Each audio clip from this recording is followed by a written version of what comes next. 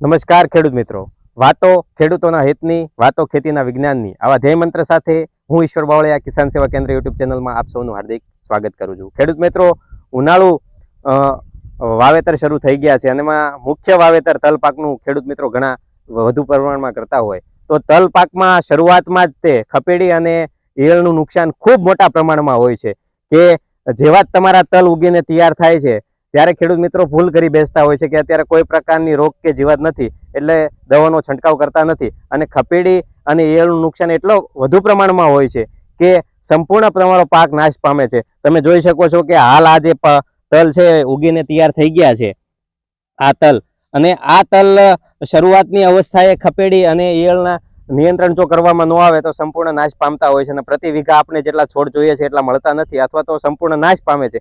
તો શરૂઆતની અવસ્થાએ તલ પાકમાં ખપેડી અને ઈયળના નિયંત્રણ માટે જો તમે પ્રાકૃતિક ખેતી કરતા હોય તો સપ્તપર્ણી અર્કનો છંટકાવ કરશો તો તમને ખૂબ સારું પરિણામ મળશે. અને જો કેમિકલ આધારિત જે ખેડૂત મિત્રો ખેતી કરે છે એમાં એમામેક્ટિન બેઝોઇટ 5% એસજી ફોર્મ્યુલેશનમાં આવતી દવા, જેને ખેડૂત મિત્રો પ્રોક્લેમના નામથી ઓળખતા હોય છે, એનો છંટકાવ કરશો તો પણ તમને સારું રિઝલ્ટ મળશે. હવે ઘણા બધા ખેડૂત મિત્રો સાયપર અને પ્રોફેનો સાયપર આ ટેકનિકલનો યુઝ કરતા હોય છે, એમાં પણ તમને નિયંત્રણ મળશે. પરંતુ પ્રોફેનો સાયપર અને સાયપર એ દાહક પ્રકારની અસર તલના પાકમાં કરતી હોય તો તમારે એ દવાઓના છંટકાવ કરવાને બદલે એમામેક્ટિન બેન્ઝોઇટનો જો છંટકાવ કરશો તો તમને ખૂબ સારું અસરકારક પરિણામ મળશે. તો ખેડૂત મિત્રો, શરૂઆતની અવસ્થાએ તમારે જે રોગ જીવાત ખપેડી અને ઈયળ આવે છે એના નિયંત્રણ માટે આ માહિતી તમને કેવી લાગી? સારી લાગી તો વધુમાં વધુ ખેડૂતો સુધી આ માહિતીને પહોંચતી કરશો જેથી દરેક ખેડૂત મિત્ર આ માહિતીનો લાભ લઈ શકે.